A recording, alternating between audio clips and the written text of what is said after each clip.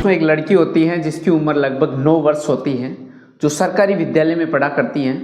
अब सरकारी विद्यालय में पढ़ा करती थी, वो डेली अपने घर से स्कूल जाती थी और स्कूल में उनको उनके टीचर्स से काफ़ी अच्छा प्रेम मिलता था, तो वो लड़की बहुत खुश रहा करती थी।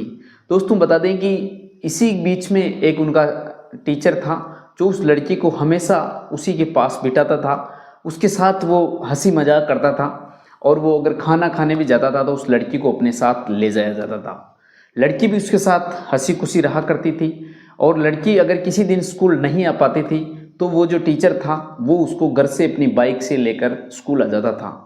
अब दोस्तों ये प्रक्रिया काफ़ी दिनों तक चलती है, लेकिन दोस्तों एक दिन क्या होता है, जो पूरी स्टाफ गण होता है, जो पूरी स्कूल के टीचर्स होते हैं, जो नहीं आते हैं, छुट्टी पे रह जाते हैं। लगभग 3-4 स्कूल में स्टाफ था जो तीनों चारों नहीं आ पाते हैं और काफ़ी तेज़ बारिश चल रही थी।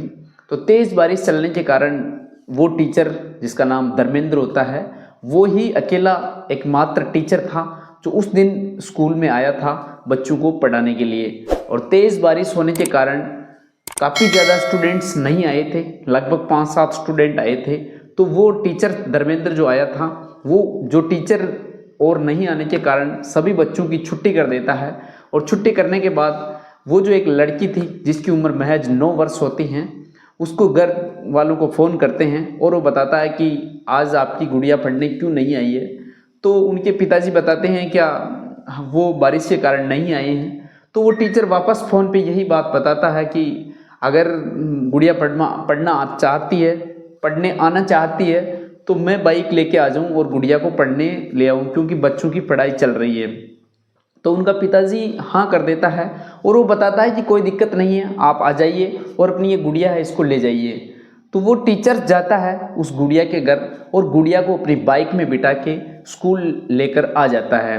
अब इसी बीच स्कूल लेकर आने के बाद वो टीचर अपने ऑफिस के अंदर उस लड़की को बिठाता है और उनके साथ गलत तरीके से टच करने लगता है और उसको टॉफ़ी लाता है, जो टॉफ़ी भी दे देता है। इसी बीच स्कूल के अंदर और कोई नहीं होता है, सिर्फ वो गुड़िया और वो धर्मेंद्र नाम का जो टीचर है वही पूरी स्कूल के अंदर थे। तो धर्मेंद्र की नीयत खराब हो जाती है और वो अपने एक रूम में जाता है और एक तरीके से शक्तिवर्धक गोली कह सकते हैं, एक तरीके से सेक्स पावर जिसको टाइमिंग बढ़ाने की जो टेबलेट होती हैं, जो गोली होती हैं, वो लेकर आ जाता है। लगभग 4 टेबलेट ले लेता है और वो वापस अपने ऑफिस में आ जाता है। और जैसे ही ऑफिस में आता है तो वो गुड़िया थी, उसके साथ वो लड़की थी जिसकी महज 9 वर्ष थी। बिल्कुल एक तरीके से वो अपनी ज़िंदगी के बारे में कुछ भी नहीं जानती थी। वो उस लड़की को अपने दोनों पैरों पे बिठा लेता है और उसके साथ गलत तरीके से टच करने लगते हैं और एक एक करके लड़की के सारे कपड़े उतार देता है। लड़की अपना कुछ समझ नहीं पा रही थी और वो अगर विरोध भी करे तो वो लड़की को डांट देता था, फटकार देता था और लड़की को एक तरीके से डरा धमकाने के बाद लड़की उसका कुछ भी विरोध नहीं करती है और लड़की के सारे कपड़े एक एक करके वो टीचर उतार देता है। उतारने के बाद लड़की को एक तरीके से वो जो टीचर था वो तो एक तरीके से जो टेबलेट ले रखी थी, जो गोलियां ले रखी थी, इस कारण से उसको एक तरीके से उसके मानसिक रूप से वो हैवानियत बन गया था, हैवान हो गया था और उसको कुछ भी नहीं दिखाई दे रहा था। उस लड़की के साथ उन्होंने गलत काम करने का उसका इरादा बन जाता है। अब दोस्तों बता दें कि कुछ ही समय के बाद लड़की के सारे कपड़े उतार के लड़की को निर्वस्त्र कर दिया जाता है और बाहर तेज़ बारिश चल रही थी। उस स्कूल के अंदर सिर्फ वो लड़की और वो टीचर ही था। तो जैसे ही टीचर उसके सारे कपड़े उतारने के बाद वो अपने भी कपड़े उतारने लगते हैं और अपना प्राइवेट पार्ट उस लड़की के एक तरीके से मुंह में दे देता है और उस लड़की को ज़ोर ज़ोर से लड़की के साथ गलत तरीके से करने लग जाता है। और लड़की भी को ज़्यादा ही अंदर होने के कारण से लड़की को सांस तक नहीं आती है। लड़की को सांस नहीं आने के कारण लड़की की आखिरकार मौत हो जाती है और वो टीचर सोचता है कि लड़की अभी बेहोश हुई है, क्योंकि जब प्राइवेट पार्ट्स उसके मुंह में चला जाता है इस कारण से लड़की के सांस रुकने के कारण लड़की की मौत हो जाती है। और कुछ ही समय के बाद, लेकिन वो टीचर बिल्कुल भी नहीं समझता है, वो अध्यापक बिल्कुल भी नहीं समझता है। वो सोचता है कि लड़की अभी बेहोश हुई है और वो अपनी हैवानियत करता रहता है और उस लड़की की मौत होने के बाद भी वो एक तरीके से लड़की के साथ संबंध बनाते हैं और आखिरकार लड़की को जब 2-3 घंटा रेस्ट होता है वो सोचता है कि कुछ टाइम के बाद लड़की को होश आ जाएगा, कुछ समय के बाद लड़की वापस तैयार हो जाएगी, लेकिन लड़की बिल्कुल भी होश में नहीं आती है। जब लगभग 3 घंटे के बाद लड़की को वापस जाके वो अध्यापक, वो टीचर उसको देखता है तो भी लड़की वही हालात में पड़ी होने के कारण जब लड़की को देखा जाता है तो लड़की मर चुकी होती है। अब ये बात देख के टीचर घबरा जाता है, अध्यापक बिल्कुल डर जाता है कि अब करे तो क्या करें। इस समय टीचर उसको अब उसकी बॉडी को ठिकाने लगाने का दिमाग लगाता है कि अब कहाँ जाए। वो सोचता है कि अगर इस बॉडी को बाहर फेंकेंगे तो गांव वाले देखेंगे और हम फंस जाएंगे। तो वो अध्यापक जो टीचर था, बस उसके दिमाग में एक ही बात चल रही थी कि अब हमें बचना है, कैसे भी करके इस बॉडी को ठिकाने लगाना है।